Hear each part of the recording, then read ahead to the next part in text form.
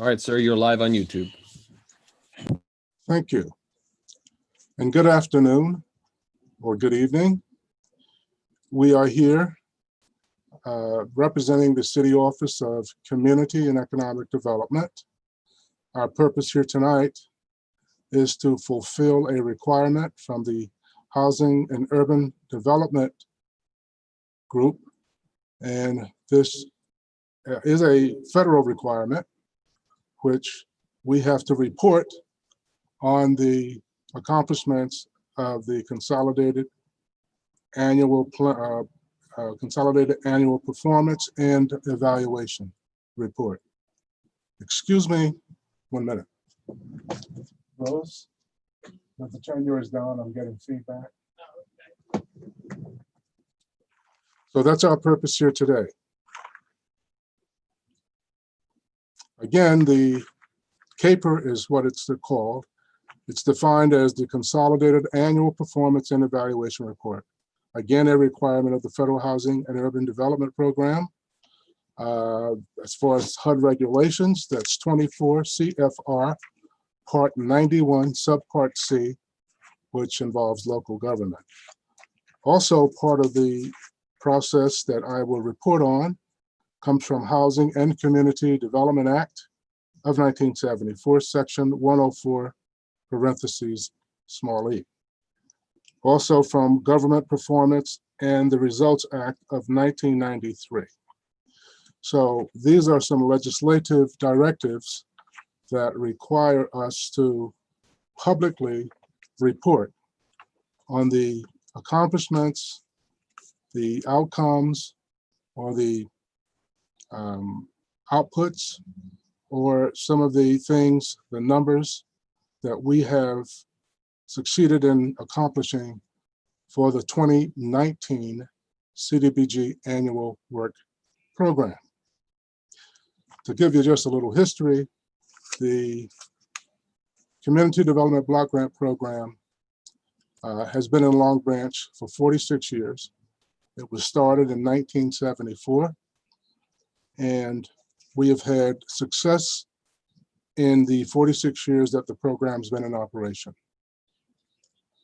The CDBG program is just what it is. It's a community development program which offers comprehensive community development and strategic reform to low, very low, and moderate income individuals, households, groups, or areas within the city of Long Branch.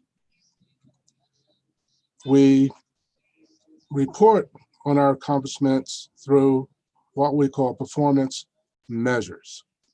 Now, a performance measure will either present productivity, that is, once we enact an activity or a project, there's a certain expected level of efficiency or quantity or quality as a result of this activity.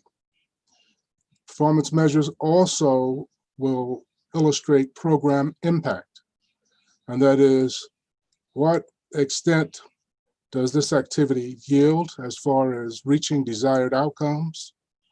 Are there results that will transform people's quality of life or behavior or health, etc.?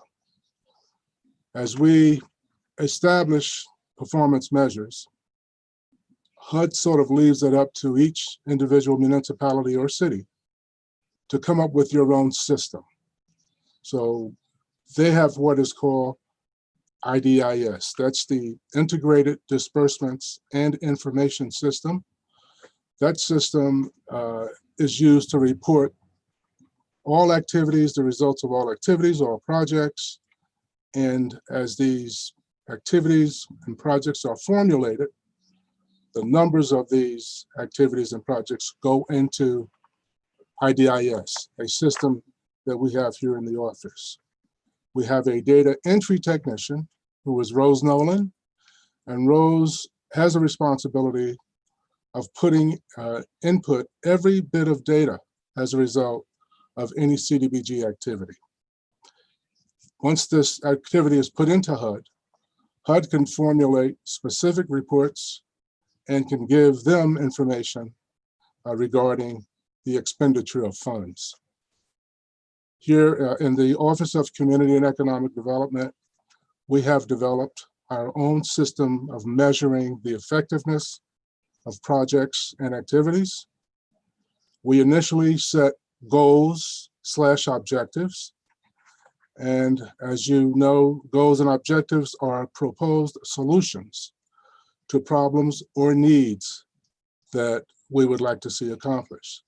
They are, in effect, estimates or projections about a certain need or a certain project that you want to see accomplished within the city. We have what is called inputs. Inputs include resources which are dedicated to or consumed by the program, such as money, staff, equipment, materials, and supplies. These are all inputs into the program. Projects and activities, these are what the program does with inputs to fulfill its mission, strategies by deploying or implementing techniques, various methodologies to accomplish the desired effect. We have also what is called outputs. Outputs are direct products of program activities, such as the volume of work that's accomplished, the number of low-income households that have been served, number of low to moderate income people assisted, linear feet of sidewalk, the number of applications you might take in, numbers of jobs created. If it comes to housing, number of units that were completed, etc. These are measured outputs. There are also outcomes. Outcomes are benefits that result from a program. Outcomes relate to a change in conditions or status, also attitudes, skills, knowledge, or behavior within a certain community.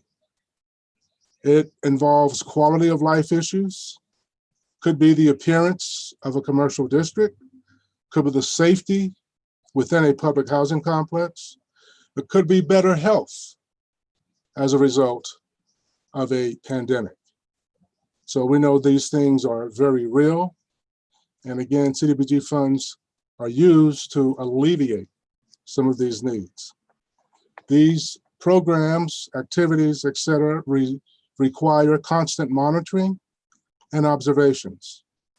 They are necessary in order to positively react to indicators to improve on overall reporting, as well as bettering the overall operations / administrations of the CDBG programs. As I stated earlier, we are in the 46th year of the CDBG program here in Long Branch, and we hope to have another successful year. Report on this as the year progresses. To date, we have remained in federal compliance of our spending parameters. When the city is given money, HUD gives us a specific time to spend these monies. Actually, about 2 years once a program has been funded. And you have to spend at least 1.5 of any aggregated monies within a specific time. Usually there's a compliance check around November of any given year. If you are out of compliance with spending parameters, you will be sanctioned and you will have to answer to the field office and give them a structured program or schedule as to how you're going to regain compliance within your spending parameters. So I'd like to talk just a little bit more on performance measures because they can help to stretch program dollars. We use CDBG dollars to try to leverage other funds. We've, in the past, leveraged funds from the Economic Development Authority. We were able to get a $750,000 grant one year to do Brighton Avenue. We leverage CDBG dollars by having other programs here, even within this office. We run Regional Contribution Agreement Act, which is a housing program where we can improve the housing stock for very low to moderate income individuals. We use the monies to abate code violations that are existing in homes, and we give homeowners a better quality of life situation. CDBG dollars also leverage other funds. We had in the past a UEZ program. We hope someday to restore the program, but we are also open to home funds, which are housing production funds that come from the county. And speaking of the county, we have a partnership as we participate in the Monmouth County Consortium. And for this reason, we are privy to other funds available from the county, such as first-time home buyers funds, as well as home funds, emergency shelter grant funds, HOPWA, that is help for people with AIDS and so forth. So we can stretch our dollars by, again, applying CDBG dollars, and we can, through this, accomplish a great many more activities as well as projects. Performance measures can also help to design programs, the implementation of programs, and it provides a systematic approach to reviewing program performance. We use performance measures to help to build more motivated and effective teams. We use performance measures to help communicate accomplishments and to build support for a variety of programs. So the idea of having program measurements is very, very important and absolutely indispensable when it really comes to providing information to HUD. And hopefully when we show how effective these measurements are, we can increase our allocations. Allocations, please understand, are not based necessarily on your performance for a particular year. It's based on the number of applicants, and each year the federal government gets more people applying for more monies. And by the way, CDBG funds have been cut systematically every year. So we have been trying to get more monies for community development projects. And we do this hopefully by showing how successful our programs can be. So we are proud to state of the 2019 CDBG Annual Work Program. The list is somewhat long and may surprise you, but nonetheless, doesn't contain all of the help that we've provided, but it does make a point to let the public know that these are some of the things that we do throughout Long Branch. We don't always put out a news article or send out a public announcement or make house-to-house phone calls, but we do these services for the benefit of the overall development of the city of Long Branch, to improve the quality of life for its residents, and to offer assistance when and where it's needed. Just again, be reminded that CDBG funds must be used for very low to moderate income households. 70% of these funds must be used for this purpose. And anytime there's an area within the city, and we do go by census tracts here in Long Branch, if we can spend money on that area, it must be at least 51% of eligible residents. That is 51% of very low to moderate income individuals in order to go in and to spend monies in these areas. Here are some of the accomplishments for the 2019 CDBG Annual Work Program. And under public service, we've done the following. I want to also stress that the CDBG program here in Long Branch is used for two things, and for majorly two things. We provide public service, and most of our activities and projects will fit in that category, or we assist with the improvement of public facilities. That can be parks, city-owned property, playgrounds, open space, etc. We are not permitted to spend monies on the municipal complex per se as a building. We can make improvements around the building or on properties contiguous to the municipal complex. I guess HUD feels that local property taxes should take care of the actual complex itself. HUD monies must meet two objectives, and these are called national objectives. That is, that they must be spent to assist very low to moderate income individuals, families, groups, or areas within the city. And the second objective is that the monies must be used to remove blight or areas that are underutilized or underserved within the city. So under public service, here are some of the accomplishments. We supported 200 kids that took part in the City of Long Branch Recreation Program by providing equipment, sporting goods, t-shirts, etc.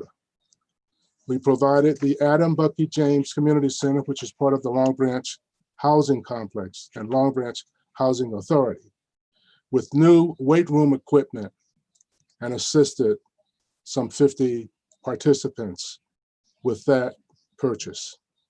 We assisted more than 150 senior residents with activities by supporting an instructor who provided a variety of classes for seniors ranging from arts and crafts to hygiene and health. We supported special outside events for some 75 children or more at Jerry Morgan Park. We supported special city events, which presented wholesome activities to hundreds of city residents. We supported some 30 at-risk college-bound students with the Get on the Bus tour, which we sponsor that bus trip every year. We supported the 3-day event held to observe Martin Luther King ceremony, which saw over 500 people through the 3-day weekend take part in this event. We support the Long Branch Police Department every year with an allocation of around $35,000. We provide holiday gifts to some 175 seniors at Hobart Manor Complex. We assisted more than 300 youth with a variety of services such as recreation, field trips, cultural events outside of the recreation program. We supported the Zebra Association, which provides a culture and music along with dance and history to more than 50 people at a special event. We produced and harvested and then donated more than 5,000 pounds of vegetables to more than 250 seniors and residents of the city at the community gardens. We also created a part-time job there. We provided financial assistance to a new job training program supported by St. Vincent's de Paul Christ the King Church, where you had people that were down on their luck or unemployed. They were retrained for new jobs. We supported that activity. We supported basketball award ceremonies for seniors and youth with physical and mental disabilities at Christ the King Parish, formerly the Holy Trinity Church. We made improvements to Cherry Street Park, including the installation of a security system. We upgraded outdoor recreation apparatus, including improvements made to basketball courts at Atlantic Avenue. We upgraded the pavilion, pickleball, fitness trail, basketball courts, soccer and football nets, and an all-weather turf at Manahasset Creek Park. So we made a very substantial investment in that park, including some repairs that happened during the year. We added flower containers and benches to the oceanfront. So those that got to sit in West End near Brighton Avenue on the benches and the flower pots. Again, we assisted with Public Works to make that project come to fruition. We added and upgraded the conference stations, some along the boardwalk and some at Jerry Morgan Park, also where we upgraded a gazebo that's at the park. We added new plants and landscaping at Martin Luther King Park on Atlantic Avenue. We added new flowers and landscaping at Norwood Park and Uptown Broadway. We added new flowers and landscaping at Liberty Street Park, which was a vacant lot, and it's been transformed to a beautiful mini park now with flower gardens and a pathway that's diagonal to going through the park and is used by pedestrians. We added new flower gardens at Sears Avenue Park and 3rd Avenue, West End Park, and the Triangle at 3rd Avenue. We added new flower pots to Lower Broadway, to Brighton Avenue, and other streets throughout Long Branch. We added new flower beds to City Hall and to Slocum Park and to other areas. We added more than 100 linear feet of new sidewalk on Liberty Street. We added more than 25,000 square feet of new concrete on Branchport Avenue, including a pad for the firehouse there. We provided a gazebo and flowers for Jackson Woods, which is a passive park. We added new holiday decorations to the City Hall complex, new holiday decorations for stanchions on Lower Broadway, Uptown Broadway, 3rd Avenue, and Brighton Avenue. We completed upgrades to the community facility located on 7th Avenue, 87 7th Avenue, including an air conditioning unit. And we gutted the building as a result of damage from a storm and redid the complete inside with the help of Public Works, including rebuilding a ramp for ADA access. We also included and added a monitoring system at the site.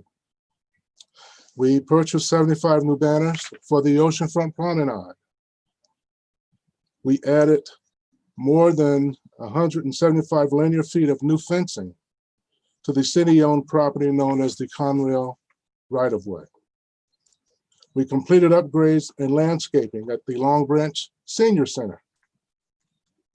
The improvements go on and on. We have improved the quality of life for so many of our residents and our citizens. We're in the process now of trying to award several nonprofits. We have a whole list of them that are asking for money to perform anywhere from domestic violence to providing a safety net for people of abuse, nonprofits that are having after-school programs. We've awarded a sundry of these uses in the past. Ezekiel Wheels is another one that provides food and so forth. What we're looking to do is to reach out to many of the ethnic groups here within the city. I don't mind mentioning them: the Mexicans, Brazilians, the Portuguese, the Haitians and Indians, and anybody else who can use CDBG funds. We are pleading to you to come to us if you have needs, if you need assistance. We can't print our announcements in every conceivable language that's out there, but we will try to do more to print our announcements in Spanish, as well as English, and maybe in Portuguese, just to at least let people know that monies are available. This office has been awarded two CORES Act fundings.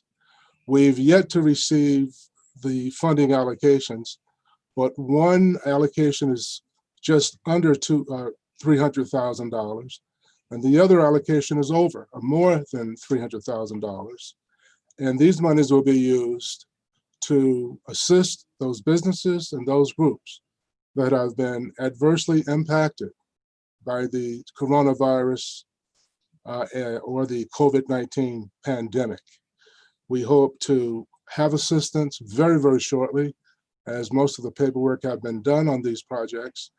And when these monies are received by the city, we will be reaching out to the various businesses and the various groups. And all of you out there who've been impacted by the pandemic, please contact this office. So monies are available. I mentioned there are some other programs we run. We also run a housing improvement program. I think I stated that. We try to offer technical assistance to businesses. We have made referrals to businesses, etc. We've been able to leverage these additional programs as a result of the CDBG program. So the CDBG program is used to not only leverage money, but it leverages other activities and projects. So that's pretty much where we are. Just to let you know, we received for the past year, that's 2019, some $450,968,000, and we spent $456,968. Our administrative cap is 20% of the allocation. So the monies that we spent, we came in at 15.72%, and that's considered excellent as far as being in compliance with HUD. And our public service cap is 15% of the annual allocation, and we came in at 6%. So we are well within compliance. Our quarterly expenditure report has shown that we are at zero with monies on hand, which again is a good thing. HUD measures your success by spending money in a timely fashion. So if our coffers are filled with HUD's money, they will sanction our program. So we need to spend money on a timely basis. We need to get monies out to the public. This is exactly what we do. If we dedicate money to a particular project that is late in developing, we do have the flexibility within the CDBG program to repurpose or to redirect the funding so that we can put it to a more needed project. And when and if that other project is ready, we can always go back and refund that project through another annual allocation. So our work program is very complete. We measure our accomplishments by the projects and the activities we set up. And we measure our activities by timely spending. If we don't spend on an activity in a timely fashion, we get a notice from HUD, and then we have to address that situation immediately. So this is exactly what we do. And this is in essence, this is how the CDBG program works. So our numbers are there, the expenditures are there. We're very proud of what we do. And we look forward to another successful year as our consolidated and annual work plans will be discussed tomorrow night in workshop at City Council. And we hope to, again, express some of the projects and activities coming up for the 2021 fiscal year. That concludes my presentation, and I am open up for questions.